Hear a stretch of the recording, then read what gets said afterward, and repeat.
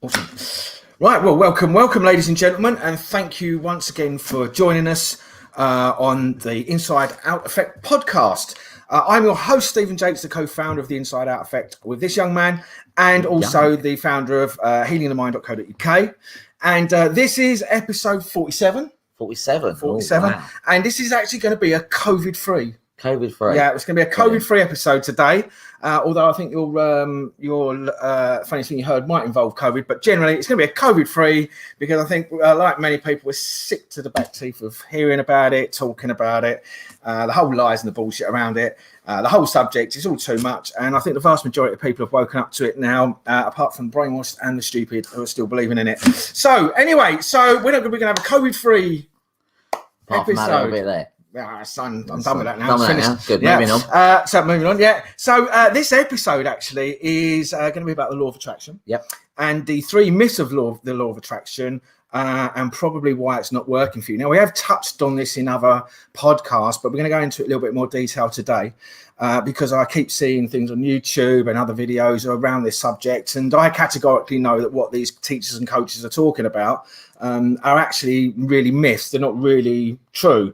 And we're going to give supporting evidence to that later on, where I actually can disprove these myths, where the law of attraction has worked for the individual virtually instantly without these myths. Yeah.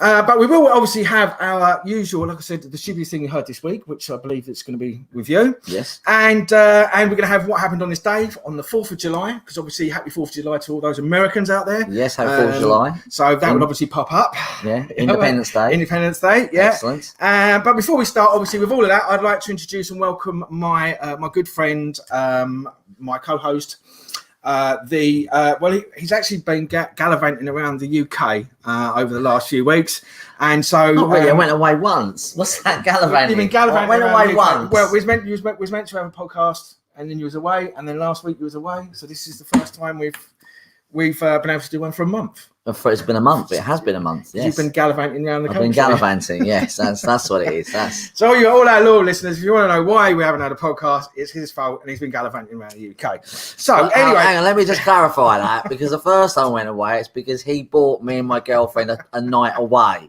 So when he says it's my fault, what he really means is it's his fault. Yeah, it is my fault. Which was very nice of him. Thank you very much, mate. Yeah. Appreciate it. That was a nice night. We had a nice time.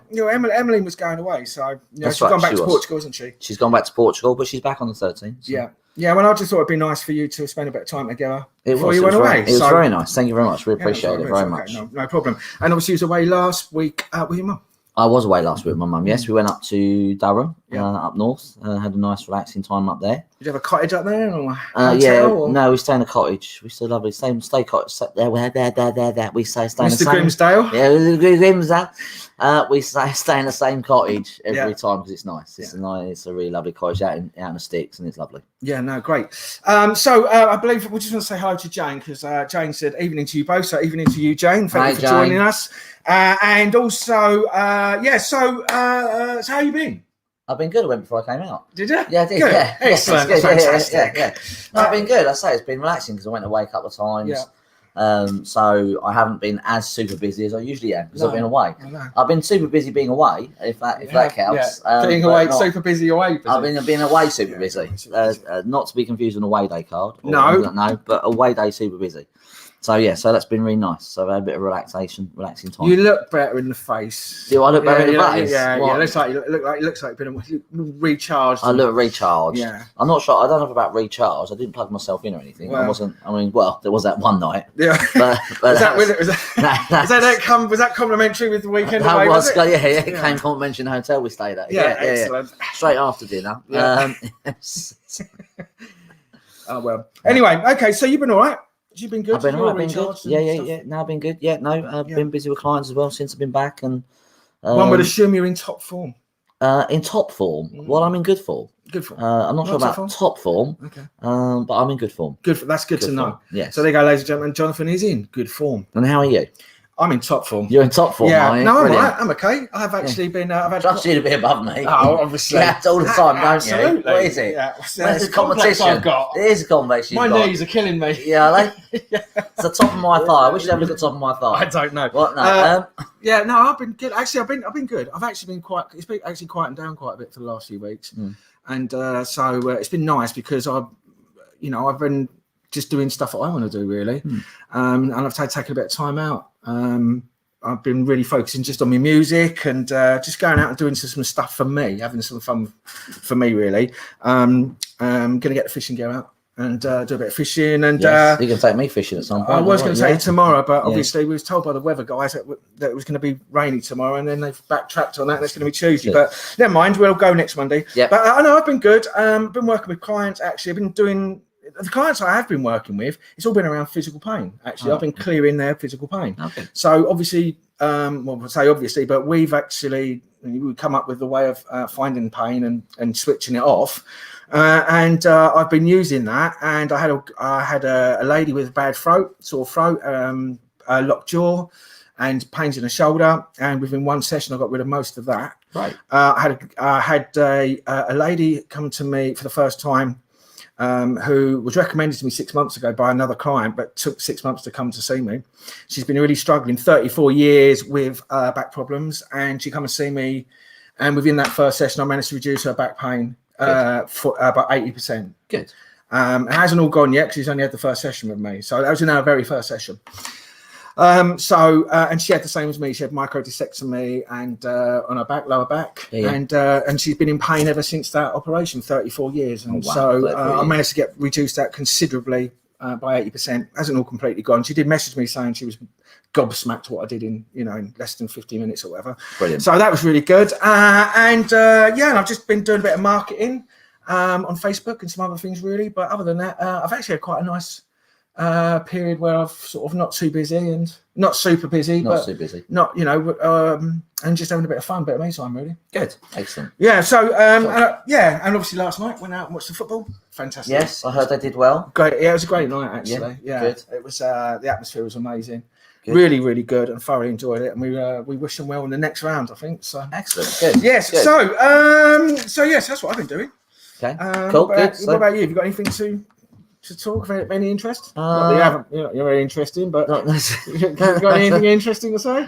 Yeah, no, we haven't got anything interesting to say. What are you on about? You are. You No, I've been seeing a lot of men recently. I've had a lot of when I first started in this business, it was more 80% women, 20% men. Yeah, that's what I have. With emotions, with emotional response, not so pain, but with emotional responses, and it's kind of flipped a little bit in the last few years. So now it's more 50-50. Yeah. But I've been treating a lot of men recently, so I think it's gone a little bit further than that. It's gone maybe 60-40 at the moment. So I'm quite impressed with that.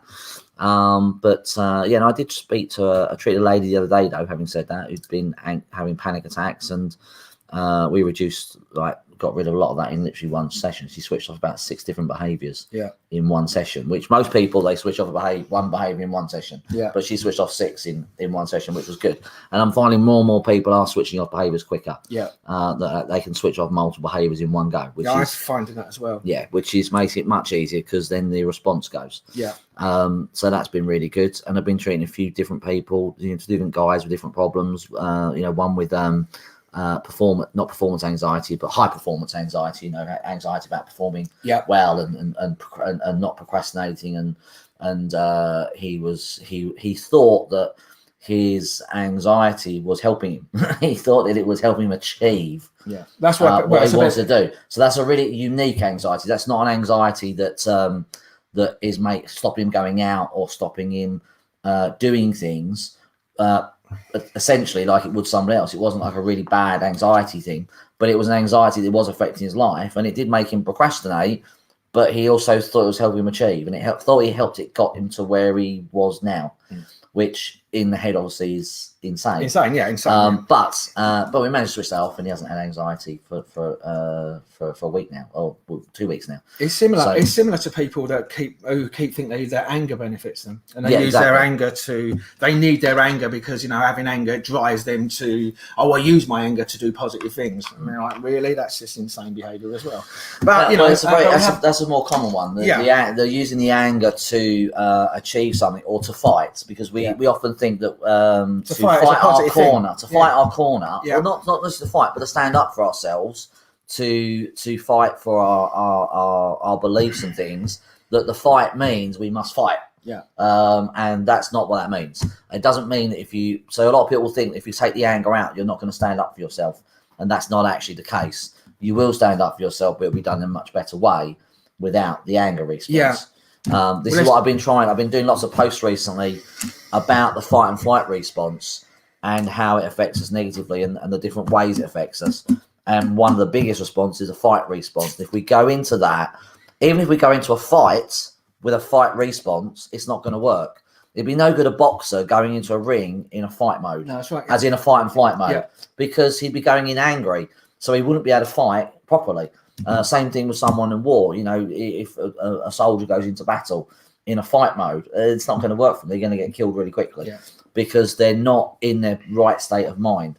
So when you do go into fight mode, or when you are standing up for yourself, or you're trying to put your point across, or you're standing up for your rights, or wherever it is, you shouldn't be in a fight response. Well, it's like a heightened energetic state. It is a heightened energetic state. Yeah, we just really want to be calm. You want to be as calm as possible. We are all guilty of it. Don't get me wrong. That's not something. I'm guilty of it last Sunday in my local supermarket. Yeah, I was guilty of it when I was up in Durham, to be honest. But a couple of times. But it's not the way to do things. It's not the way because it didn't get me anywhere. When I did it, it didn't get. So I had to calm. I had to go and switch it off because it didn't get me anywhere at all. It just made me, and all it really does is just make you ill. It just made me frustrated and annoyed and stuck. I was suffering. That's all it did. It didn't solve the problem. It didn't create a new positive outcome. It didn't change anything. It just left me stuck and suffering. So we all do it. I'm not fallible. I'm not perfect. Well, I'm a little bit perfect. No, I'm not really. But we're not perfect. But when you do go into that fight state, that's not a good place to come from. No, absolutely. No. Couldn't agree with you more. It just made me look bad because I was quite offensive to the fella, really. I mean, he's the one that piped up at me, but my response was a little bit OTT, I think. But but again, it's because I felt attacked. So and I was in a heightened state, and my fight response kicked in, and then I behaved irrationally. Yes, not massively irrationally. I mean, but I did behave irrationally, and the only person that really didn't benefit from that was me. But yeah, so was something else I was going to say then. What you were saying then, that's just slipped my mind. Yes, about the anger. Don't worry about it. Yeah, the anger's people believe in the anger. People need the anger. Yeah, people need the anger. Yeah, and I see that all the time. Yeah. Actually, and the thing is that what we do. That's what I was going to say. Is what we don't realise is that all of those suppressed emotions do lead to sickness and illness and disease. Yes. Contrary to what everybody's taught and told out there. Yeah. And it's been known for hundreds of years that it is, and and we know that because of the people that we heal. It's always a suppressed emotional response, and we say it over and over again. If you're not going back and dealing with all of your stuff, and I'm not saying just not thinking about it because I've just moved on and got over that. I'm going to guarantee you 100% of everything you've ever happened to you haven't. No. But over a period of time, that will accumulate and that will affect you in your subconscious, and it will be the stuff that causes the conflicts that make us sick. Yeah, 100%. And I know that myself through the stuff I've got rid of, and what I've been able to heal. So it's not good to have those responses really and store them. And I will say the fight response when someone goes into a fight anger mode, that usually is a male trait. But I do have a female client whose default response is to go to the anger. It is to go to the fight response. Yeah, I've got one. Have I got one now? Have you got one? Yeah. I'm working with her now. Yeah. Well, so I don't know what your client's like, but my client. She's angry. She's angry. Yeah, but my client not only fights with the world, but she fights with herself. Yeah, no, exactly the same. So she does exactly. She's literally in fight mode. After she's seen me, is she? No, she possibly is. Yeah, because you're not doing anything. Yeah, obviously not. It's not working. So damn it. So no, but she fights everything. She even fights her symptoms and fights getting better and fights literally almost everything. She's just in fight mode a lot of the time over things that trigger them from her past and things. So although that fight response I find more in males, it does exist in a woman. If I can hear my voice. There's an echo. Hello. Yeah. It does involve it. It is in women if they have a more masculine energy. So if you're a woman who has more of a masculine energy, you may have more of a fight response than a woman who has a feminine energy. So that's tends, and likewise, a man who has a feminine energy will have less of a fight response than a man who has a very masculine energy. Yeah. If the man has a double masculine energy, he'll always go into fight response. That will be his default. That is like a double masculine energy. And a double feminine energy will always go into like a runaway. A runaway response. I was going to say. So it depends what energy you're in, and there's only really 6 of them. There's only masculine, feminine, double masculine, double feminine, triple masculine and triple feminine. No, it's a game of energetic darts. It's slight energetic darts. He's up for the triple masculine. There's no bullseye in this. There's no 180. There's none of that. It's either masculine man or feminine woman, or a masculine feminine man or feminine masculine woman, or a double masculine man or a double feminine woman. And depending on where you are in those, actually depends on how you behave and how you act. Yes. And your fight and flight states you go into. Yes. So you can actually often tell what someone's going to go into based on their energy and where they are. Very good. I like that. You like that? Yeah, I do. Was that an intelligent thing? Was it? Did I say something you intelligent? Did actually say Am I done now? Can I go? Is it my time's up? Side. Thank you very much. So I've upped it to 51. Oh, have you? Yeah. Oh, you have to wait till next week for that quid. Okay. So I'm just going to say hello to some people, obviously on the Facebook page, on my feed. Hello, so I say hello people. to Rebecca, who obviously joins us. And I've got hi, it's Ruben. So I think my son is watching. So hello, Rubes. Hey, Rubes. How you doing? I can't wait to see you in 4 weeks now. I think it is 4 weeks. 4 That's weeks, not and then long. I'll be picking him up from the airport. So hello, Rubes. Love you loads, my friend. And I can't wait to see you. And Curtis, hello, Curtis, and some other Tracy as well.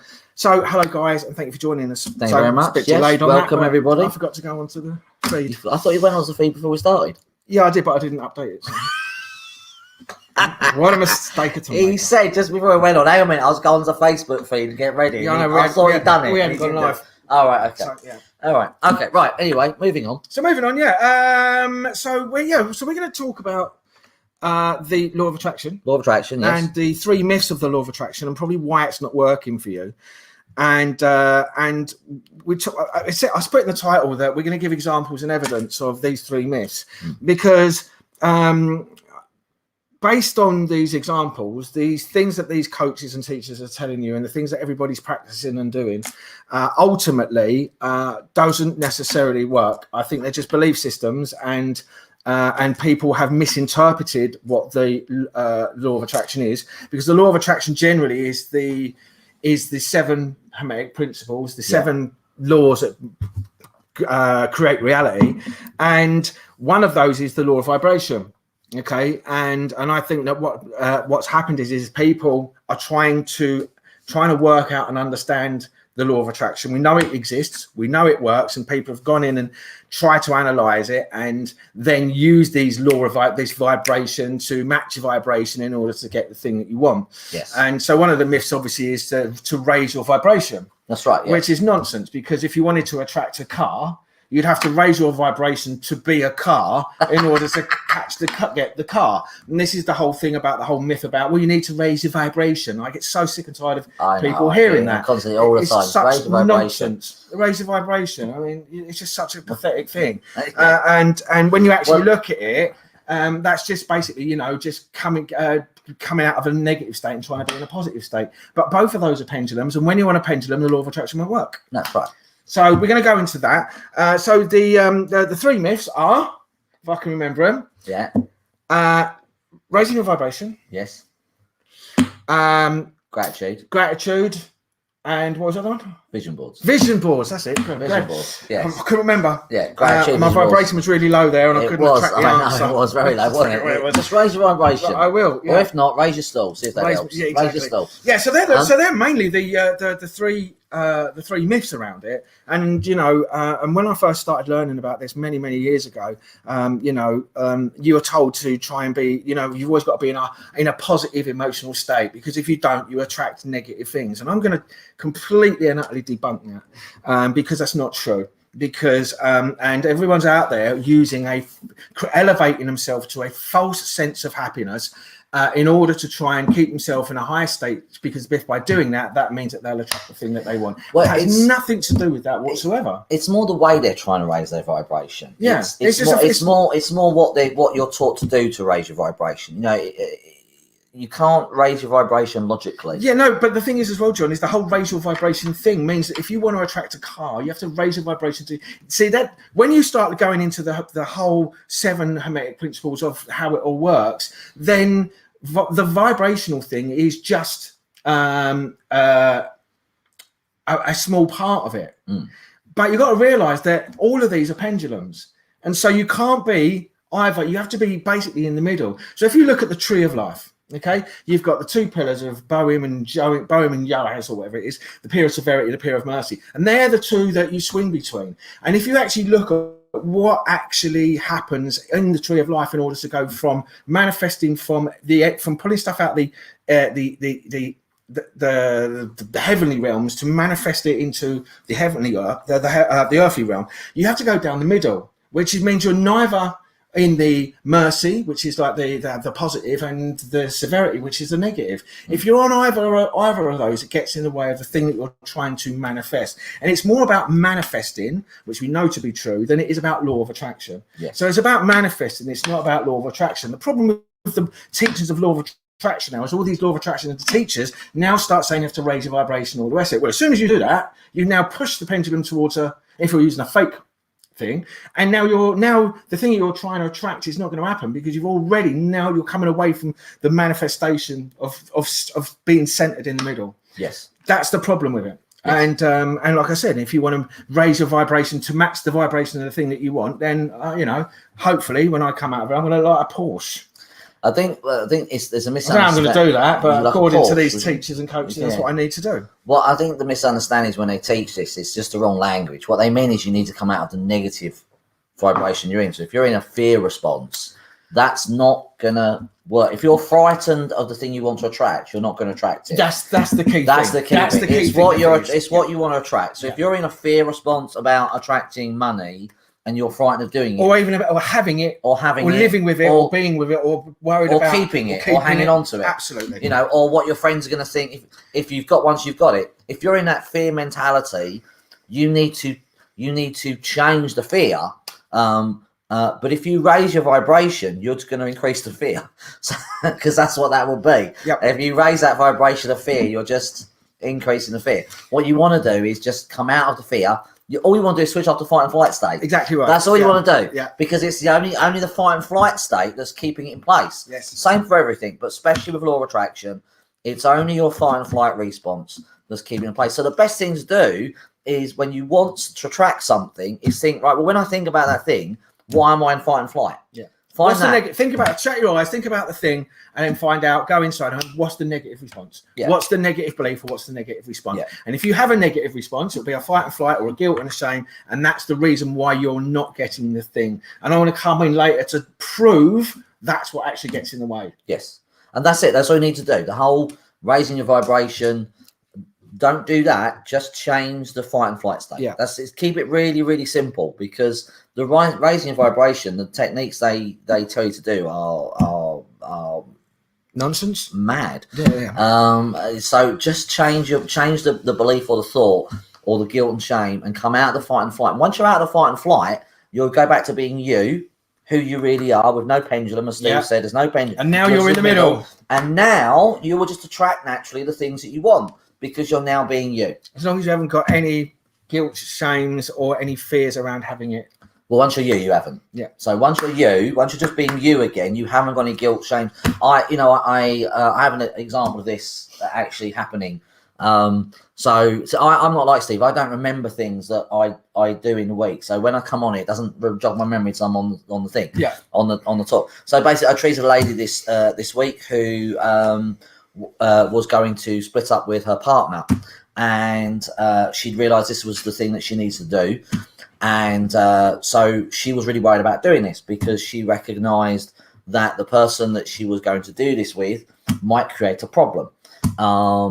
It might create drama, and which probably would happen in most situations. Which would happen in most situations. Yeah. And I've actually done this with two different people, one from a couple of years ago and one this recently. And so she was very worried about this. Obviously, she knew she had to do it. And so what I did is before she went to do it, I actually cleared some of the response that she was having about knowing whether she wanted to do it or not. I wasn't telling her what to do. I was just clearing her fight and flight state about what she wanted to do. And once we cleared the fight and flight state, she was amazed, because what happened was when she went to do what she had to do, there was no drama. There was no nonsense. It was just calm and peaceful, because she'd now attracted the right energy, because she's now being her. And she was quite amazed at that, because in the past, her past experience, certainly with this person, is drama and chaos and all sorts of things. And in the past with other relationships as well, not just that, drama, chaos. So, and I've done that before with somebody where, they were very worried. They've been in a relationship for 20 years and they were really worried about having the conversation to end the relationship, which is, in fairness, that anytime someone does that, that is a scary scenario. It can be scary and it can be difficult. And the person was struggling because they had kids. And once I cleared all his energy around it and his guilt and shames, ironically, it just naturally sort of came up. They both felt the same way and they separated amicably. Yeah. There was no drama because I took out his fight and flight state and brought him back to being him. Yeah. So that's a really good example of a law of attraction working when you wouldn't really think about law of attraction. Because when we think about law of attraction, we think about attracting money or attracting a good job or cars. But in this scenario, law of attraction works for everything. Yeah, but it can just be attracting a positive outcome. The thing is, John, is that the terminology is wrong, because we're not actually really attracting the thing we want. We're actually manifesting the thing we want. We're actually creating the thing that we want and manifesting it. We're not actually drawing anything into us. No. That's the bit that does my head in. Because if that's true, then there's an opposite to the law of attraction, which is the law of repulsion. Yes. You're going to repel it, as well as attract it. This is my whole problem around the whole law of attraction thing. Is that actually there's an opposite to that. Yeah. But when you're actually trying to create and manifest, there is no opposite to that. You're actually just. See, this is where you're actually creating the thing that you want, and you get the thing that you want. Right? You're creating it. You're creating it. You're not attracting it. You're a creator of it. And that really boils down to the first law in the 7 principles of the 7 principles of Hermetic principles. I can't get my words out. So the first principle is the law, the principle of mentalism, and everything is mind. So the principle embodies the truth that all is mind. Now, people just think, well, is that mind? Is that your brain? Well, no, I want you to think about that. Everything in existence, it all is like one mind. So everything is interconnected within this place that we live. Okay, and we're all interconnected. So this whole thing is like we exist in one mind. We all have our own lives and our own realities and that, but consciousness, or however we want to see it, we are living in all mind and we're all connected to that. So when you want to create the thing that you want and you do it in the right way, what you're actually doing is there's 3 states of consciousness. You've got the conscious state, the subconscious, and the superconscious. The conscious is the awake state, the logical brain, the thinking, and then you've got the subconscious, which is the emotional, the mid-limbic stuff, and then you've got the superconscious, which is out here. So there's these 3 states. It's the Holy Trinity, right? And then when you can know exactly 100%. So the other thing as well is that we say we want these things, but it's only really the stuff that we really want 100%. When we're absolutely sure, 100%, be sure you know that is what you want, and then makes that generally what happens. That's when the magic happens. But we are basically, so when we're, as this thing's all connected, the thing that you're trying to manifest, if you 100% want it, that information gets put out into this mind, this consciousness, and then everybody and everything plays out its certain role in order to order itself, in order for you to get that thing. And then if you listen to all the teachers of Neville Goddard and Joseph Murphy, that's once you've impressed the subconscious mind. The other thing as well is your subconscious mind now directs you. It's looking for all the the points to take you to the outcome. All the stepping stones. All the stepping stones as well. So yes, that's what's doing this, because now you're looking for it and you want that to happen. Your brain goes, oh, okay, and it will find the route. Yes. If we don't know where, that's what I say, if we don't have that, then it's like having a ship without a captain, or a car just driving without a destination, and we just go round and round and round in circles, and that's why nobody's life actually really works. And they're not really creating or want anything. They just want to get up, earn their money, pay their bills, go to bed, and that's what their life generally exists, because that's what we've been taught and told. These, like, that's what life is. Yes, that's what we should do. But that's not, in my opinion, that's not what we're here to do. We're here to create, and we've had that taken away from us from the education system and all the powers that be that know this and have hidden it from us. So when we can impress our subconscious mind, that information goes out into the mind, and then the mind then uses all of the people that will then organize themselves in order to bring that manifestation into place. So when you know that, that's got nothing to do with raising your vibration. No. That's got absolutely zilch to do with raising your vibration. No. What we do need to do is let that creative seed go. Yes. And do other things, so we're not focusing on it. Because when we keep thinking about the thing that we want, then we don't allow our subconscious to naturally gravitate towards the thing, because we will take actions and do things and go places that we're not actually in control of. It will just happen naturally. We don't even know we're doing it, and we'll go, I'm just going to go there, and I bump into this person who will then put me in touch with that person and this event, and then you're almost there. But if you're trying to control the outcome, or you're attached to it, it's the whole attached to the outcome, you don't get to what it is, because you're not letting it happen naturally. No, you mustn't. You must attach the outcome. Yeah. So the whole law of vibration element to getting what you want goes out the window just based on that simple mythology of how it works. Yes. Because and again, the information's out there. And like I said, if you look at the tree of life, where you go from the crown down to Malkuth, which is, onto the earth, and how manifestation happens, we are in that center place. And we don't want to be in one of these pendulum states. So that's sort of like the first principle is all is mind. And when we know that, and we can then embrace that and understand it, we can create and manifest whatever we want. It's losing the right techniques, but we've got to want it 100%.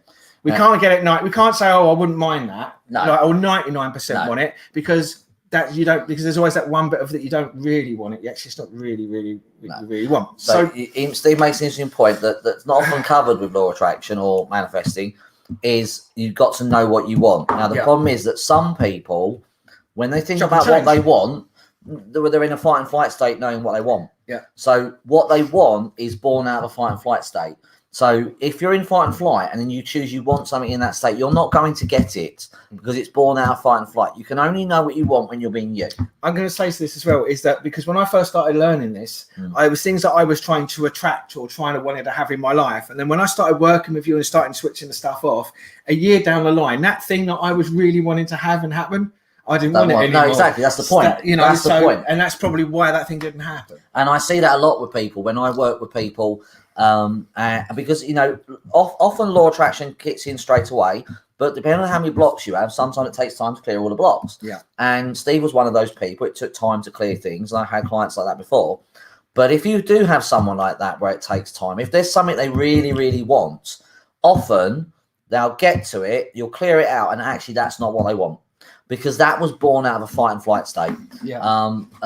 Survival state. A survival, yes. Yeah. Because they think that's going to make them happy, or it's going to make them more fulfilled, or it's going to get them out of the problem they're in now. So they think that's what they want or need to resolve the issue. At the time. Yeah. But unfortunately, that's very rarely the case. And once you cleared your blocks out, often you'll go, oh, actually, I don't want that. I want to do this now. Yeah. That's often common with work or relationships, or things like that, where we think we want something, but it's not always exactly what we wanted, because we was in fight and flight to begin with. Yeah. So really, the only way to know is to switch off your fight and flight about what you actually think you want. Yeah.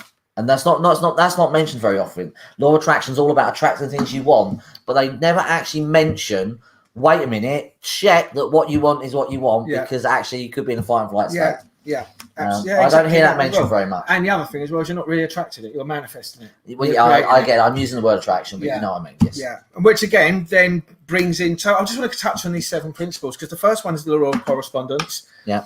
So this is the law, principle number 2, which is as above, so below, as within, so without. So that really reinforces that. Whatever, so within, so without. So whatever you want inside, the thing that you really, really want will be manifest on the outside. And as above, Yes. so below is the same thing as manifesting. So Yes. when you're in the conscious and the subconscious, and then it will come out into the superconscious. That's sort of really the law of correspondence. And then you've got the law of vibration. Obviously, everything's energy vibrates, and everything's always in motion. So that's the next thing. Yes. So when you think about these 7 rules that create everything, you've got the correspondence, you've got the vibration, then you've got polarity, Yep. which everything is dual, everything has opposites. Everything has poles like magnets, male, female.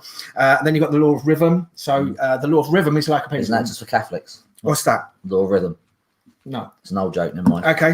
That's, I was in full flow there, mate. Carry on. Yeah, So no, it's all right. I'm always up for a good joke. That's Is it a good joke? No, it's an old joke, isn't it? Unless you're Catholic, and then it's rhythm. No, never mind. Don't carry No. on. Okay. Never mind. Right. Carry on. Yeah. So law of rhythm. Yeah. Yes. So the law of rhythm. So the law of rhythm is obviously everything's in motion. Yes. So and this is where ultimately pendulums happen. Yes. So everything's a pendulum. We've got pendulums that take a long time, and we've got pendulums that happen quickly. So that's the whole energetic thing of like the more you push energy one way, it has to come back the other way. Yeah. So that's why some days we have good days and bad days, and good days and bad days. That'll explain to everybody why you have good days and bad days, because what you're doing is you're using force, energy, and willpower sometimes to push yourself into a positive state to feel good and have a positive mindset. But the problem is that when that energy, force, and willpower stops working, you're going to crash and get really, really down and get really, really down. So this is what I teach everybody. But that often comes from the belief that you have to again raise your vibrations, have good days. Yeah, exactly. And that's using force and energy. Yeah, and as you're doing, it's almost like you're not allowed to have a bad day. It's like spiritual people. They don't want bad days, so they're constantly trying to be high in vibration, being low. They're not accepting that you have good and bad times, and you must learn from both. Now, what you're trying to do is you're trying to influence the energy outside, and it's not going to work. No. It just doesn't work. I mean, you're mad if you think you can somehow project some energetic change into this world out here, and that's what everyone's doing. Not people in law of attraction. We've got people who are in this world trying to change the world.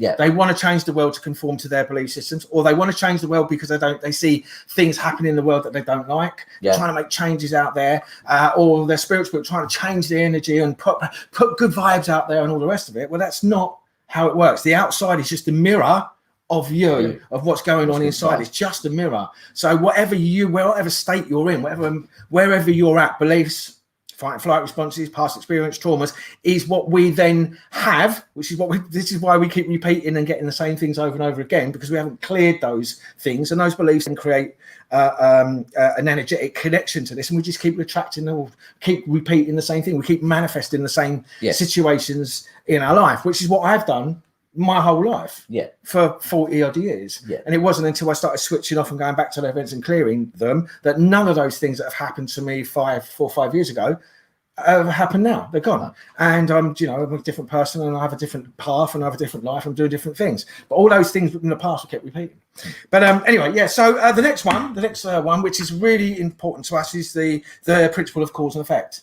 So everything has a cause, everything has an effect, and everything has a cause. So this is what we talk about all the time with sickness, illness, and disease. They're all and symptoms, they're all effects, and then there's a cause. So everything is a cause and effect relationship in the universe. And then you've got the principle of gender, which is obviously everything has a male and female. So men do have a feminine element and a masculine element, and females have a masculine and a feminine element, much to people's probably disappointment, but they have got both.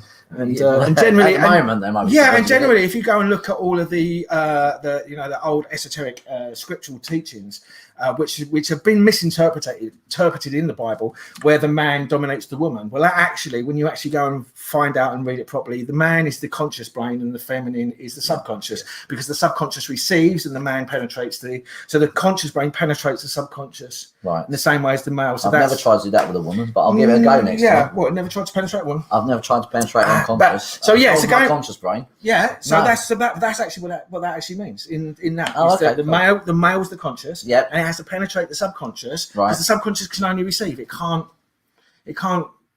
have creative thoughts because it doesn't work in language. There's a new kinky sex game I'll try when she gets back. Absolutely.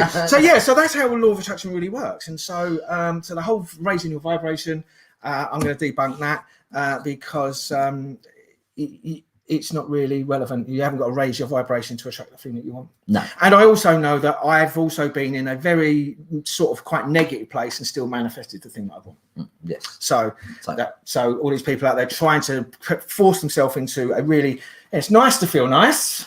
Yes, but it ain't going to help you attract what you've got. Like you said, if you've got fight and flight, guilt or shames about the thing that you want, or do you actually really, really want it? Exactly. Or is it just a lust and a desire? Yeah. Yeah. So and that can sometimes be the case as well. Yeah. So so moving on to the next one, which is which I've forgotten already. Gratitude or vision board? Gratitude. I'm going to let you do gratitude. Gratitude. Yeah, you let you do gratitude. I'm grateful for that. That's all right. Thank you. Well, you just manifested what? Yeah, exactly. I know. No, gratitude. Yeah. This is a common one that people have. They get taught to be grateful, and the problem with this is that people try to be grateful and people want to be grateful. It's not that gratitude is a bad thing. I'm not saying it isn't. You should be grateful, but a lot of people, they can't be grateful because they have so much guilt and shame running. Correct. And what happened? Thank you. Please agree. And what happens is that then becomes a negative, because what people are trying to, they're desperately trying to be grateful and write their list. I'm so grateful for. I'm so grateful for. But inside, they don't feel grateful because their life is not the way they want it to be. So it ends up becoming a negative, because then they end up beating themselves up about the fact they can't be grateful, about the fact they don't feel grateful. And, this is where part of the vibration comes in, because they say you should feel the feelings. Yeah. But again, gratitude should be more of a natural feeling. It should be a natural response to something. So if you can't be grateful, stop doing it temporarily, because it's going to react negatively against you. The best way to actually be grateful is not to write a gratitude list, because you're just faking it till you make it. That doesn't work. The best way to be grateful is when something happens that you like, say thank you. That's it. Just say thank you. So if the lights, are all green on a road and I get through and there's no red stops, I'll just go thank you. Just say thank you, because that is gratitude. But you're not trying to be grateful. You're just being grateful in the moment. You're going, thank you. That's amazing. Yeah. If you can be grateful in the moment, and you may only be able to start off, when I first started doing this, I couldn't find much at all to be grateful for. If I go back about 8 years, I wasn't able to be grateful. That's how I know it doesn't work, because I couldn't be grateful and I felt guilty about that. But now I will go through my day, and when something positive happens that I'm grateful for, I will say thank you in the moment. So I'm very grateful when it's all green. Yeah. I am grateful for that. I am small things, small little minds. That's what my girlfriend says. So I'm not. That's a joke. Maybe. So it's important to be grateful in the moment, but don't say I'm so grateful. Just say thank you, because that is gratitude. So just start with small things that you are grateful for. Yeah. It might be thank you for allowing me to buy the chocolate bar that I had. Thank you to Steve to sending me and my girlfriend away for a night. So it should be as well. Yeah. Thank you for all the people who are listening on the podcast. Just say thank you for things instead of trying to write a gratitude list every night, because you're going to mess it up. And actually, the more you say thank you, as long as it's a genuine thank you, you start feeling more grateful. Yeah. Because it's a genuine in the moment. Yeah. And again, that then goes back to the number one rule, which is presence. If you're trying to be grateful before or after the event, you're not grateful. Yeah. You're in the future or the past. It's fake. Yeah, just be grateful in the moment, because then that then is presence. So be grateful and say thank you in the moment, rather than trying to do it before or after.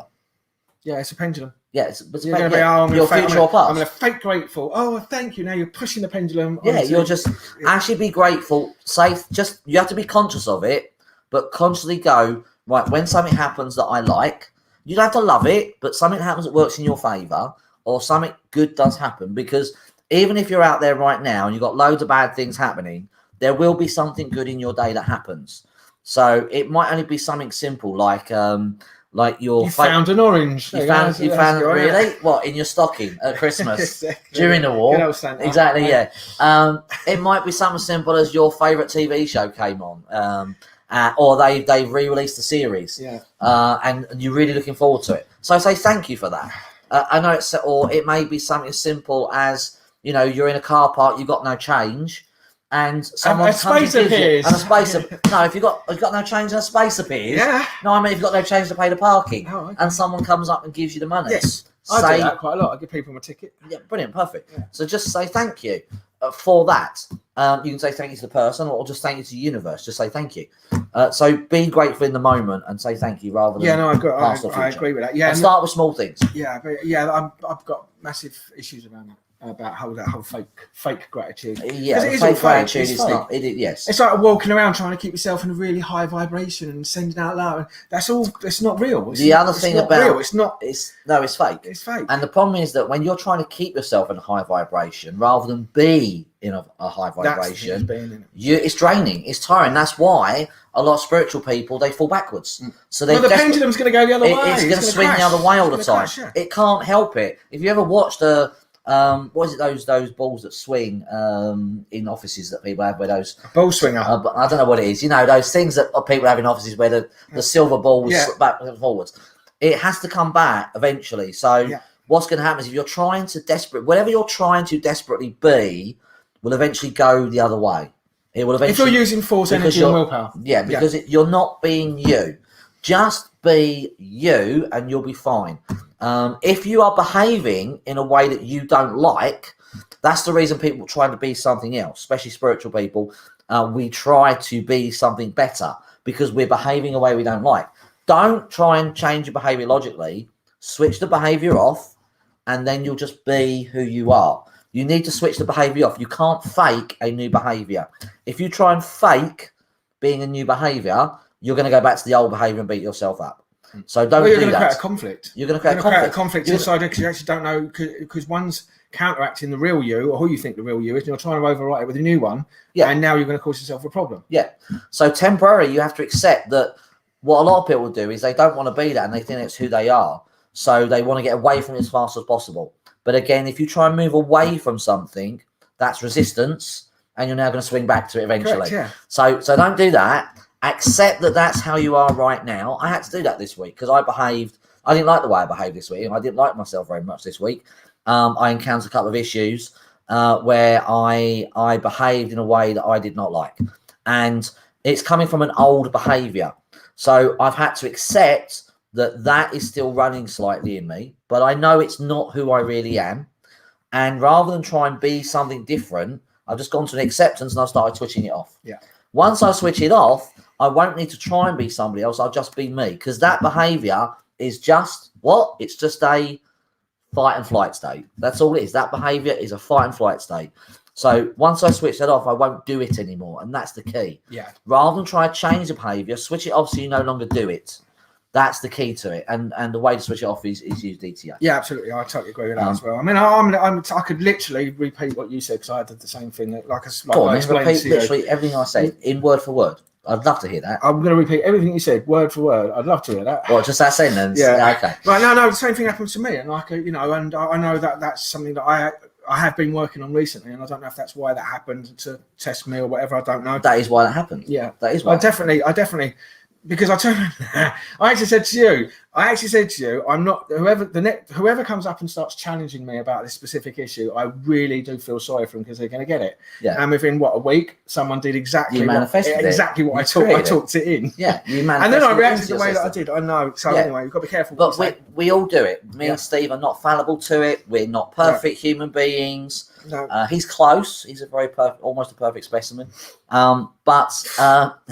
Almost. Shocking, yeah. But what we're saying is that when we find glitches, we'll go and switch them off to the best of our ability, switch them off so we're no longer running it. And what's coming up for us is old behaviours from the past. And what's happening in the world is challenging us a little bit. So we are coming up against it, and we all come up against it. We're just sharing what we do to change it when we come up against these things. Yeah. And what the best thing to do is. I always say, always be the best version of yourself. And I don't think throughout life, don't ever think that once you reach a point, that's it, that's who you are, and stop and quit. I think being the best version of yourself is a lifelong journey. Self-development. I mean, it's a lifelong journey, and You know, Yeah. I've come on leaps and bounds just in myself over the last 3-4 years. But that doesn't mean I'm going to stop. And it doesn't mean that I know that there's going to be situations, events, circumstances, people, challenges that come in my life that are going to make me, that I've not experienced before, where I don't know how to react or respond. And so in that moment, you react and respond in certain ways. And sometimes it's the right way, sometimes it's the wrong way. And then when you know it's the wrong way, it's being man enough and honest with yourself to go, do you know what? I was out of order there. I'm wrong there. I shouldn't have reacted that way. I shouldn't have said those things. Yeah. That's about me. That's not about you. Because we always make it about the other person. Realize that you're actually responsible for it. And then having a tool or having the balls and being man enough or woman enough to actually accept that and change it. Now that is the key. What he said, being responsible. Not that women have got balls, but they have today apparently. Yeah. But being responsible, we don't do that. We're not taught that. In fact, that's drastically waning over the last year or so. We're not responsible for anything. So you know, although if you do react from a fight and flight state, take responsibility for it. Don't blame yourself. Obviously, you might feel a bit lower down. I felt a bit low down because of that. I was like, it's not the way I really want to behave. But own it and go, right, well, we're going to change it. We don't want to behave like that any longer. We want to change it. It's just something old coming up in our system because we want to be, as Steve said, the best possible version of ourselves. And if you not want to be the best version of yourself, then you haven't sussed out what life's about. No. But also I'll say you're human. Okay. So we all make mistakes. There is nothing wrong with making a mistake. We all make mistakes. The biggest mistake we make is we never learn from the mistake, and we keep repeating the behavior. But the reason we don't learn is because we're in fight and flight. Yeah. You can't learn from your mistakes when you're in a fight and flight state. I was reading a book by who I consider to be a brilliant man. I'm not going to mention his name because I haven't finished the book yet. No, great. But because some people don't. Yeah. But basically, he was saying that he learns from his mistakes, and that's why he's so successful. But a lot of people don't. We don't learn from our mistakes, but because we're in fight and flight. Yeah, and what we'll do is we won't learn from our mistakes because we won't take responsibility for that, for our role in that mistake, and just blame the other person. That's right. We don't blame the other person or the did. event. We won't show up. And we've said this before. When you go back and look at your past and all the shit that's ever happened to you, the only person that's been present in every instance is you. Yeah, so you've got some relevance in it. Exactly. You're the one that's always there. But most people can't because they think that if they accept that there's a chafe in their personality or their character that it's. I mean, something wrong with them. There's something wrong with them. So we instantly go on the defensive, go into fight and flight, and we'll either attack the other person or not, or make it about the other person. And especially men. That's why I'm so surprised that I'm treating so many men at the moment, because men used to have that, especially double masculine men. They don't want to look at themselves because what does that mean about them? What does that say about them? Yeah. And yet they don't like their behaviour. Yeah. They don't want to be doing most men. Deep down, do not want to be going out doing what they're doing, picking fights, beating people up, whatever it is. But they won't look at themselves because they don't want to feel shit about themselves. Yeah. Well, they don't want to admit the uncomfortable truth. Yeah, that they've got many flaws and they've got loads of shit running. That's right. Yes, they don't want to accept that. But so the easiest thing to do is avoid it, pretend it's not happened. Pretend that I'm a really happy guy. Be really fake when you're out and around people, and then be complete the other side of the pendulum when you get home. But I think the main reason is because we don't believe we can change it. So the problem is because we don't believe we can change it, we don't want to go there because there's no point. What's the point if you can't change it? That's very good. Yeah, but the other thing as well is that we're taught to make up shit. Felt like you congratulated me. No, you're right then. No, the other thing is do I get a badge? Yeah, brilliant. The other point is that we make shit up and believe the shit we make up. Yes. That's the other big problem. Yes. We make shit up and believe the shit we make up. And I do that in my lesson, and everybody's doing it all the time. Yeah. They will see something, they'll react to something, this is where the judgment stuff comes in. They'll see somebody and they'll literally make shit up and believe the shit they make up. Even though it's not true at all. I had someone send me a message a little while ago telling me all these reasons. So there's all just shit that person made up. None of it is true. No. But she will believe that everything that she read is true. Yes. Even though it's not. Yes. Because we'll just make up shit and believe the shit we make up. But I'll also have you right on the fact that there is probably people out there that do want to change but don't think there's any way of changing. They don't think it's possible. So there's two sides to that. Yeah. I had a woman come and see me recently with that basic thing. She's been suffering with panic attacks for a long time. Been to counselling, didn't work. Really? Yeah, it's a shocker. I know. Are you shocked? Oh my God. Are you really shocked? Really? Jesus. Wow. She tried other things, didn't really work, and she was panicking, sabotaging a relationship, blah blah blah. All these things are happening, and And when I said to her, well, we'll just switch it off, obviously her response was, well, that sounds amazing, but she couldn't comprehend it. And when we was in the session, one of the first things I do is, because we don't need to do the memories anymore, is I get them to think of the memory or the set of memories that are bothering them and rate them. And so they can still say it's bothering them. And after the hour, we switched off her behaviours and she went back to those memories and she was gobsmacked that she couldn't even find those memories. I know it happens all the time. They no longer bothered her, but she couldn't. And then she finally had hope. She said, I now have hope. Because before, she didn't believe she could change it. Because she'd been taught, you can't change it. You have to maintain and cope, you have to live with it, cope with it. Yeah. And that is the problem. And then what happens is, because we believe we can't change it, then we make shit up and believe it. Yeah. Because then we have to make stuff up to justify or try and understand our behaviours and feelings, or try and maintain and control it. So we're making shit up based on the fact we don't think we can change it. Yeah. So I've just, while you were saying that, I just wanted, that's what I just think. If people struggle to understand of what it's like to not have this thing, I want you to imagine that you've really hurt yourself and you've got a pain, whether you've smashed your shin on something, you know, that feeling when you smash your shin and it really hurts, right? And you're like that. So imagine that pain being in your shin, and then all of a sudden we give an instruction to your brain to switch that pain off. So all of a sudden the pain that you had in your shin is just not there. And you're like, that's a bit weird. That was really, really, really hurting, and now it's just not there. Well, if you can imagine that, then you can imagine what that's like for your mental and emotional pain. Yeah, it just isn't there. It just literally goes, and in your energy clears. That's the best way to explain it, I think. Yeah. But anyway, so shall we move on to the third one? Yeah, which is the vision boards. Vision boards. Yeah. So I'd say that the vision boards can have a positive influence, because it's something that you will see that you can impress into your subconscious brain if you truly really want it. It's a way to impress it. It's a way to impress them. But the thing is again, that if you put on your vision board loads of stuff that you think you want, but really deep down you don't really want it, you're not going to get those things. And sometimes the things on your vision board will come into fruition is because if you've got a picture of a Range Rover on your bedroom door, and you really, really want it so much, and you want it, when you like I said, it's when you really know what you want, then your brain will do everything to manifest that thing. Yes. So that's where the vision board can, but really it's just really influencing what you, or just remind you of the thing that you really, really, really want. Yeah. Once you've impressed the subconscious anyway of the thing that you want, your brain will take you to all of the towns along the journey, along the destination to get you there anyway. You don't really need a vision board in order to do that. Well, I think vision boards are handy for people who don't consider themselves visual. You're a highly visual person. But and auditory. And auditory, yes. But and you can see everything really clearly. Yeah. So when you imagine something, you do see it clearly. Now, I don't see everything clearly. I see like a hazy thing. But that explains a lot. Yeah. I need new glasses. But so a vision board is a way to put pictures on it so you can see the thing you really want clearly. Yeah. But it will only work as long as you're not in fight and flight. Yeah. And you haven't got anything else running about it. Then you can visualize, or you can see those, and you'll gradually start to manifest what you want. But the vision board on its own will not work. It's just a good tool if you don't happen to be highly visual.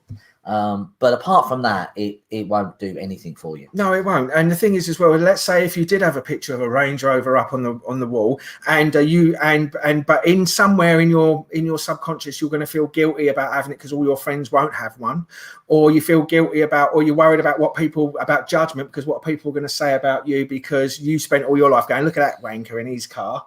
So you know when you see someone in a nice car, you go, look at that prick, who does he think he is? Well, if you've been doing that to other people, you're going to have that running in you. And you're going to be worried about other people having that judgment about you. That's going to cause a conflict. And that'll be another reason why you won't have it. Yes. So if you haven't got any of those things going, you're fine. Then you're fine. So the vision board thing really is great. If it's something you really, really, really want, it will assist you on the journey. But like we've said from the outset, if you've got guilt or shames, or you've got worries or fears about having the thing that you want, or it's not really what you really want, then don't expect it to appear in your life. And you're not attracting it. You're creating it. You're manifesting it. Yeah. So good. I think that wraps that up. Yeah, those are the three myths, and they're big ones because they're the most common things. Yeah, and the vibration of gratitude. Oh, honestly, when you go and listen to all these law of attraction teachers out there, these all these spiritual teachers and all that, really keeping people. Look, the key thing is if you're doing those three things, right? And you've been doing that for 5 years or 10 years, and you still haven't got the thing that you want. Then it ain't fucking working. So stop doing it. No. If it's not working, stop doing it. Because if it had worked, you'd have got your thing by now. And it's all these people that really have these real thick, heavy beliefs around that stay stuck, and they're still where they were 10 years ago. But they're going to keep doing it, and they're going to keep doing it because that's what these spiritual teachers, and that's what it is all about. It's just a complete misunderstanding. You've been sent off on a misinformation journey about it, and and I have my questions as well about why that's happened, because again I think a lot of these people are just making shit up and believing the shit they make up, and because they believe it makes them feel good, and then they go and teach it even though it's not really working for them, because we know what it doesn't work. So so if you are doing those things and you haven't got those things in your life, then if I were you, I would change your belief and rethink about what law of attraction is, and go and get rid of all of your stuff of the things that you want, or actually it's not really what you really want at all. No, you don't really want it at all. All right. Yeah. Good. Excellent. Very good. Nice. So should we move on to the next bit? Go on then. Right. So I think we should bring in the funniest thing you've heard this week. Thing I know it's COVID related, but it's not really. Okay, it's not really COVID related, and I'm not going to go on about COVID. It was just something that I saw that he did because of COVID, which was stupid. So I don't know if you saw it. I only saw it secondhand on an Alex Belfield video, but I saw Dr. Hillary on GMTV or wherever it was talking about resuscitation. Yeah. And that's what he was talking about, resuscitation. It was nothing to do with COVID, it was about resuscitation. Yeah. And he was walking you through the compression bit on the chest. So he was walking you through this to revive someone around to get oxygen, to get them to breathe again. Yeah. That's the point of it. And he said, don't forget though, to put a tea towel over their mouth and nose in case they've got COVID. And he threw a tea towel. He's doing a dummy, and he threw a tea towel to demonstrate. And then Lorraine went, oh, of course. And I'm like, you're teaching someone to revive someone and get them to breathe properly by covering their airways. That's genius. That was the funniest thing. I was like, and I don't know why. I mean, maybe they did. Maybe they must have got thousands of I really hope they had 1,000 paramedics write in and say, you fucking moron. Yeah. Because that is stupid. Where's the TV stuff again? It's the TV agenda. But I just thought it was so dumb. I couldn't believe what I was seeing. Yeah. I mean, he's teaching someone to breathe and then cover their airways. Excellent. Now, I mean, I've only done a couple of first aid. You only saved a couple of lives. I've never saved anyone's life. But I do remember from the first aid training that you are supposed to keep the airways clear. Right. I have actually saved someone's life. Have you? Yes. Oh, okay. One person. One person. What, by covering their airways? No, by covering their airways. Yeah, brilliant. Yeah. And then I brought them back to life again by removing it. I saved their life. Oh, wow, fantastic. So that's the way we do it. We injure people first, and then we heal the injury. That's literally the way we get our work. Right, so yeah. If it weren't for me, you'd be dead. Yeah. But weren't you? Weren't the fucking bomb in the first place? Yeah. No, that is a bit silly. But that was very silly. I cracked up. I wet myself. I know. And what was worse was Lorraine went, "Oh, of course." Yeah. She's paid for. As if that was sensible. I'm like, "Oh, come on." Yeah, she's paid. They're all paid. You got to remember that. But I couldn't. There must have been paramedics out there going, "What?" Paramedic pandemonium, I reckon. Yeah. That would have been. Oh my goodness, mate, it was funny. Yeah. Well, anyway. I mean, we got to think as well. I mean, just quickly, but they, I mean, from a doctor at the moment, didn't they tell the NHS that any old age pensioners, anyone with mental health or disabilities, no resuscitation order? I've heard that. COVID. I have heard that. So but we're not talking about that. So we're not talking about that. No, that is the truth. That is the truth. Yeah, but we're going to talk about what's happened on this day. Dr. Hillary didn't talk about that on GMTV, did he? No, he didn't. No, exactly. No. Yeah, we're just talking about putting tea towels over people's mouths. It was funny. That is a no resuscitation order, really, isn't it? Basically, yeah. Oh, right. Okay. Cool. So is that it? That's it. We're not quite finished yet, but thank you for watching. No, thanks. We're here all week. So should we just say hello to a few people? Who's the one that's commented down here? Susie. So hello, Susie. And Julie. And Jules. Hello, Jules. Hey, Jules. Yeah. Thank you for joining us. And I've also got Wendy as well. She's also said. Oh, Wendy. Hey, Wendy. So, hello, Wendy. No, not Wendy. A different Wendy. Oh, a different Wendy. Yeah, not Wendy. That Wendy. Another Wendy. Another Wendy. Okay. Talking about that, Wendy's actually asked me to appear on her radio show. Has she? Oh, yeah, fantastic. Yeah, so 25th of July. Oh, I'll listen to that. I'm going to be doing. She wants to talk about life and stuff. Oh, that's going to be interesting, isn't it? Excellent. Very good. Oh, a bit about life. Yeah, a bit about life. Your and Wendy's life is very similar. Yeah, so, I know. I mean, it's almost like that. You could have been brother and sister. I know. We are very similar. The amount of crap you've been through. I know. Is unbelievable. unbelievable. But yes. And both of us come out the other side of it as well. That's the main thing. When I say crap, I mean that very respectfully. I mean, I've been through a lot of shit, but I'm not putting it down. But yeah, I've beaten all of it. You've beaten all of it. I've beaten all of it. Yeah, and come out the other side. So, but yeah, so I'm doing that on the 25th of July. I'm on our Radio 6. I think you've done that as well. Haven't you? I did that. Yeah, I did that in May. I think I did it in May. Or April. I know Charlie Ward's been on there. Charlie Ward's been on there. Sasha Stone's been on there. So we mixed rubbing shoulders with some big names in the alternative media. I've never rubbed shoulders with anyone. You speak for yourself. I like a bit of shoulder rubbing. No, only high fiving, shoulder rubbing. A bit of shoulder rubbing. Yeah, no. So I'm being invited on that. I think it's the 25th. She messaged me. So good. That'd be good. I'll listen to that one. That'd be good. Yes, it'd be good. I've actually listened to a couple of hers recently. They've been really, really good. Yeah. If you're into that sort of thing. If you want truth, listening, real truth. Yeah, because a lot of her guests, they don't pull punches. They'll just say how it is. No, exactly. They're a lot of things. These people know, and they've actually worked in these organisations and reveal what's really going on. Yes, the problem is the average Joe doesn't actually see that, believe it, or don't even think it's possible. But it is what it is. But you should be able to see it for yourself now after all this time. Not even about the virus, about just an agenda that's actually being rolled out right now. Yeah. I mean, you just got to look at what they're doing at the schools, what they're doing with sexuality, what they're doing with, race theory. Everything. There's a whole thing going on, which we did say right at the beginning. But anyway, so on this day. Now, this is an important day, especially in America, 4th of July. 4th of July, yeah. Independence Day. I think we should have it over here based on what's going on. We should feel independent and free. But what happened on this day? We might have our own Independence Day. It could be September 13th, 2021, where we actually get our Independence Day. Fantastic. That would be brilliant. Do you know what I find? Why September 13th? It's a couple of months from now, isn't it? You never know. The men might show up. Do you know what's really funny? The men might show up. Yeah, do you think so? Like last What is it, YMCA? This is yesterday. Right, yesterday, we're in a pub, England are playing. Yeah. And when England score, it was just blokes everywhere, going mad, singing, thinking it's amazing, right? Yeah. And they all come out and they're all out in force for the football. Yeah. Right. And they're going crazy. And they'll do that for the football match. But when it comes to their rights, their freedoms, and what's going on, nowhere to be seen. A little unfair. There was 2 million people in London last, and I'm pretty sure a big chunk of those were men. Yeah, well, I'm not too sure. You're the not people sure? I saw last night weren't on that march. I can guarantee No, they you weren't. No, I know. So it does concern me that where our law is lying. It is a big problem with the freedom and the rights thing, because I think people don't realise don't realise their rights are being taken away. Yeah. They think it's fine. Yeah.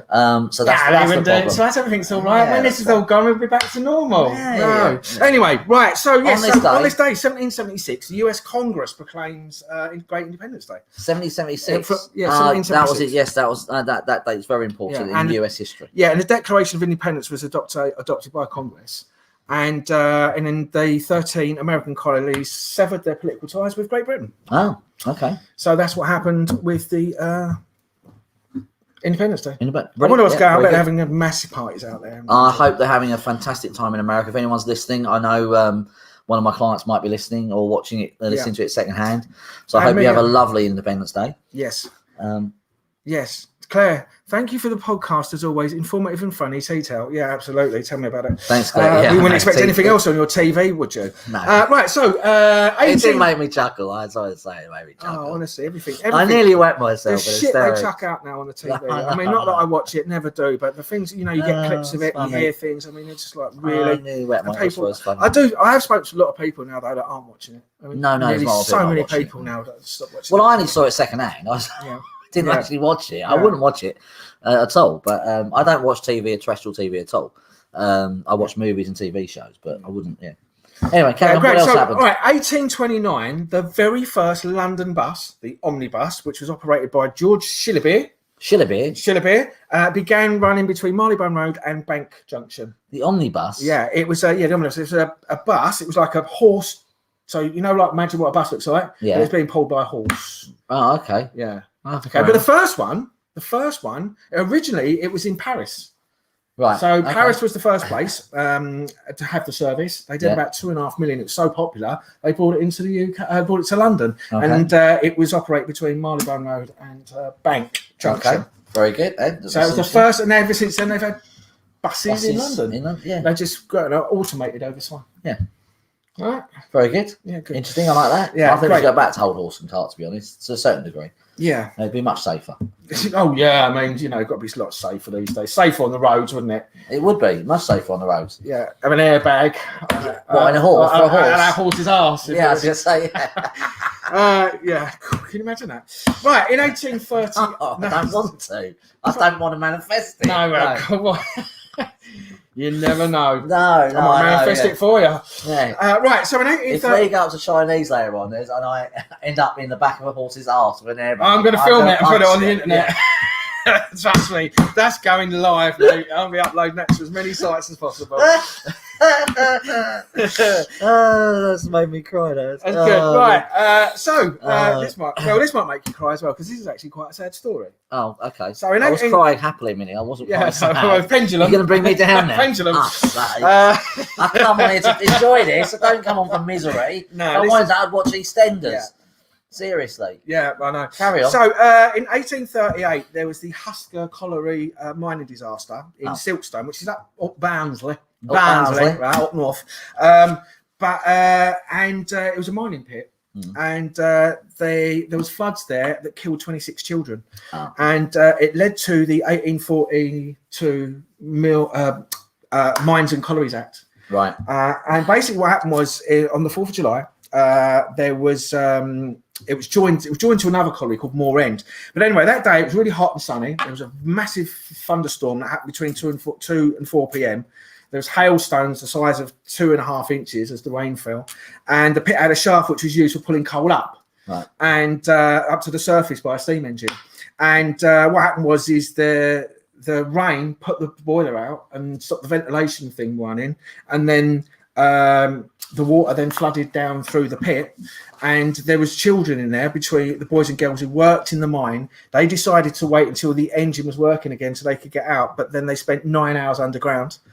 40 of them decided to go out of the pit by way of ventilation at the Nabs Wood part. But anyway, at the bottom of the drift there was an air door, and the children went through that, and they made their way through to safety, and a rushing torrent of water run through and washed the kids off their feet, and they drowned. So ever since then, I mean, kids of 9 working down pit. Yeah, that's when. Yeah, so some of the children escaped, but that's what happened, which is quite a sad story, really. If Well, thanks for that. That's all right. I was quite happy a minute ago. I know, yeah, good. And now I feel quite down. I know, yeah, great. So, sorry, and we just lost half our audience. I'm sorry about it. No, I thought it was a really sad story. It happened on this day. It is a sad story. It's a sad story. No, it's sad. That is one act that they put in was a good act. Yes. And legislation. Good. That's actually one of the better ones. Yeah. Yeah, well, it's probably before they got taken over by these wankers that are doing it now. Anyway, so I don't know, what day was that? 18 what? That was 1838. Oh, that would have been after the corporation. Apparently, yeah. So anyway, in 1862, moving on, in 1862, Charles Dodson. Do you know who Charles Dodson was? No. You don't know who he was? Charles Dodson. Yeah, Charles Dodson. He created Alice in Wonderland. Oh, did he? Yeah. Oh, okay. It's actually Lewis Carroll. That's what I was going to say. So Lewis Carroll wasn't his real name; it was his pen name. The real name of the guy was Charles Dodson. Right. He created Alice of Wonderland for Alice Liddell, who on a family boat trip on the River Isis in Oxford. Okay. Yeah, so Charles Lutwidge Dodson wrote the novel under the pen name Lewis Carroll, and the entire world knows him by his name. But 3 years before the book was published on July the 4th, Charles was on a boat taking a trip, accompanied by the Reverend Robinson, and Reverend Robinson Duckworth, and 3 girls named Alice, Edith, and Lorena Liddell. And so he came up with the whole idea and wrote that book. Wow. Based on this day through that boat journey with Alice. Oh, and the Reverend. Nice. And the Reverend. Sounds a bit suspect to me. Right. I don't remember Reverend being in Alice in Wonderland, but okay. Yeah. No, he was on the boat trip with them, okay. And he come out, and then Charles Dodson come up with the whole book. Brilliant. Alice in Wonderland. Good. Found that interesting. Very good. Yeah. Good. Right. In 1884, the Statue of Liberty was presented. Liberty. The Statue of Liberty was it limited? It was. Yeah. Yeah. The Statue of Liberty presented to the US in Paris. Presented? Yeah, well, that must have been a very difficult way of presenting it, because it's like you can't really hold it very easily. Well, it was actually created by Frederick Auguste Bartholdi, and it was a gift from the United States to celebrate a century of friendship. And then they took it all apart, put it on a French Navy ship called the Isère, and then it arrived in New York, and they put it up. Put it up. Okay, cool. That's 1884. Yeah. Now this one I found, which is very strange. You found it strange? Yeah, because it's just weird how this world works. So this is telling me. This is mental. Right? In 1892, the country of Western Samoa changes the international date timeline. Right? So they changed the timeline. The international date timeline. So they moved it. We've been watching that in Loki. You realise? Yeah, exactly. Yeah, we have. Right. Yeah, okay. So anyway, so in that year, yes, Western Samoa had 367 days and 2 days of Monday, July the 4th. That's just made up. Well, who makes shit up? See, they made shit up and believed it. What's going on? How crazy is that? Yeah, so they actually had 367 days in that year, and 2 of them were Monday, the 4th of July. And they had 2 Mondays. They had 2 Monday the 4ths. Well, do you think the first Monday was a massive hangover and they forgot it, so they did the second day around? Well, it doesn't work, does it? That's made up. I'd like to think that I'm quite a smart guy and get it. Doesn't work. It's made up. I can't get my head around that. Well, time is made up, isn't it? Yeah, it is. Yeah. Time is literally days made. It's only made. Time is only there so that we can be in the same place and meet at the same time together. Yeah. Time and days, they're just made up by humans. Monday is only Monday because someone said it's Monday. The real design clock is in the sky. Right. So it's the movement of the heavenly bodies, the stars and the sun and the moon. Okay. So if you know that the moon goes around... Can it track your heart rate and your steps as well? The actual moon goes 13 times. So there's 13 cycles of the moon in a lunar year. Okay. But then it's all been corrupted and changed by the Satanists, which happened in 1600s, which I've told you about before, and how that all changed and how the Gregorian calendar was changed from... but he didn't... So I can't remember the word calendar. Means Lucifer. Oh, does it? Yeah, so fantastic. It actually means Satan or something. Satan. Great. That's what the word means, calendar. Oh. Go look it up. So it's all been turned upside down and messed around. The real time is always been in the sky. The sky clock, as they call it. Sky clock. Which is why astrology is so important, and everything's been changed. So what happened was the lunar month was changed then to the sun worshippers, and they changed it from the moon to the sun, right? Which was the worship of Ra. Don't get me into that. So I know too much about it, and I could talk about it forever and ever. But that's where it got. The worship of Ra will be another podcast. Yeah, well, the Ra's the sun god. Okay. Right. So yeah. So they changed it. They changed it from the natural sky clock to the sun worshippers. Right. Which is when you start looking at all of the secret societies, you've got the Dark Sun and all the rest of it. So yeah, have I gone off the track? Have I sidetracked there? A little bit. Yeah, a small tangent. Yeah, a small tangent or a small tangerine. Yeah, but anyway, Western Samoa, 2 Monday the 4th of July is crazy. Totally not possible at all. Yeah. So in 1917, on this day, the troops of the Russian Provisional Government opened fire on protesters in Petrograd during the July days of unrest, where 700 were wounded, 160 killed, and 100 were arrested, 160 killed.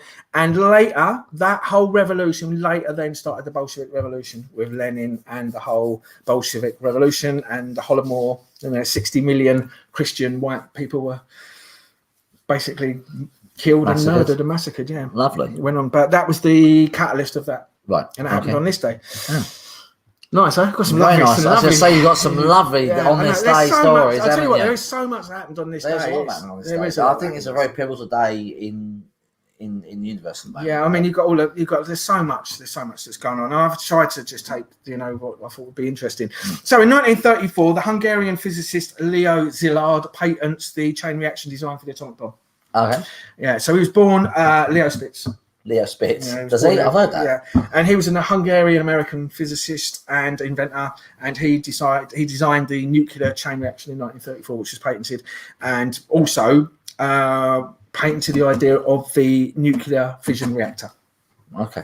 And basically, he also signed the letter for Albert Einstein that created the Manhattan Project. So he was quite a key person in that, because the Manhattan Project was the whole research and development of the nuclear stuff between the UK and the US. So he was quite an influential Hungarian. He sounds like a clever man. If he'd known us, we could have switched that behaviour off for him. Yeah, we could have done. Well, if you go back and if you look in that time frame, you've got Einstein, you've got Tesla, you've got all of these people, such super brains, and now we've just very clever people. And now we've got Boris Johnson. And now we've just got pseudoscience. Yeah, we've got stuff. We've got stuff that we call science by predicting the future. How the fuck is that's not even science? That's predicting the future. Science is a method. It's not a fucking you know what I mean? So it's all pseudoscience now. Cosmology, you know, the stuff they talk about in space, you know, they're off by, I think it's 1 to 120 tens. 10 to the What does that mean? 120. So they're off. So their predictions of space and the cosmos is 1 to the 10, 120. It's 10 with 120 noughts. That's far off they are. Wow. That's how off. 10 with 120 noughts. Yeah. I can't even comprehend what number that is. Yeah, exactly. That's how What's far. that? That's how far off they are with what they know. With space. What Brilliant. they say space is. And Oh, is. perfect. The whole thing's just a load of pseudo. So I'm going to listen to them then. Yeah, that's why I stopped listening to it, because it's all just it's all just theoretical physics. Let's make some shit up and believe it, and then teach it as real. Yeah, it's theory. That's why everything's a theory. Yeah. But all these space lovers love it. Yeah. But it's all theory, it's all nonsense, and it's all just not real. But it's only real if you want to believe it's real. They're going to have a shot coming then, aren't they? They are going to have a shot coming there. In 1959... Especially when they realise there's no bubbles in space. No bubbles in space, yeah, exactly. Anyway, carry on. Yeah. Yes. 1959. Yeah, 1959. Island Records, which was... I've heard of Island Records. Yeah, that was the Jamaican reggae label. Okay. It was founded by Chris Blackwell, Graham Goodall and Leslie Kong, but was sold to Polygram in 1989. Right. And obviously in 1959, Island Records was founded. And that was all some of the best music from that era and that genre of reggae. All come from Island Records. Oh, okay. That was founded on this day, 1959. Oh, interesting. Yeah, interestingly as well, in 1966, on this day, Lyndon B. Johnson signed the Freedom of Information Act. Now that's a brilliant act. Now, out of all the acts and legislations, the Freedom of Information Act is a brilliant act. Yeah, it's bit them in their arse right now, isn't it? It is really going out now. It's really all the crematoriums, all the deaths, all of the stuff. It's all, they're really struggling there right now. Yeah. I saw a woman do one from Stockport. There's only one death of what the so-called thing. Yes, that's right. Yeah. In a year. It's crazy. People will not believe that though. No. It's not the beep. Anyway, don't go down that road. So that was interesting because that's obviously been responsible for a lot of information that's come out. Yes. It's a brilliant act that you can actually do that and write off and get. Yeah, I know that was in America, but it's come over here as well. So. Yeah, it's good. And finally, in 1981, the Wimbledon men's tennis final, John McEnroe ends Bjorn Borg's streak of 5 straight Wimbledon titles by beating him 4-6, 7-6, 7-6, 6-4 on this day in 1981. You can't be serious. You cannot be serious, man. Really? Yeah. Okay. So he ended that. So I'm going to end it. There's loads of this. So I could go on for ages and ages, but we'll leave it at that because that's quite a lot. It's quite a lot. It's quite interesting as well. Yeah. That's good. Thank you very much. Sorry? Very nice. No birthdays this week because no one had a birthday. Well, I don't find boring. I'm not really interested in birthdays. Who cares about whose birthday it is? No. Unless it's mine or yours or theirs. That's not selfish at all. Well, if it's somebody else's birthday, it means a lot to them. But if anyone's watching, it is your birthday. We do care. And happy birthday to you. Happy birthday. Yes. Yeah, we don't want to think. We don't want people writing and going, they don't care about my birthday. We don't want that. Yeah. Good. So thank you very much, folks. We're going to leave you there. It's been a pleasure. We've missed it for a few weeks. I've missed this. I enjoy this. Yeah, this I enjoy this as well. If you do know anyone who would benefit from watching this, then please like and share.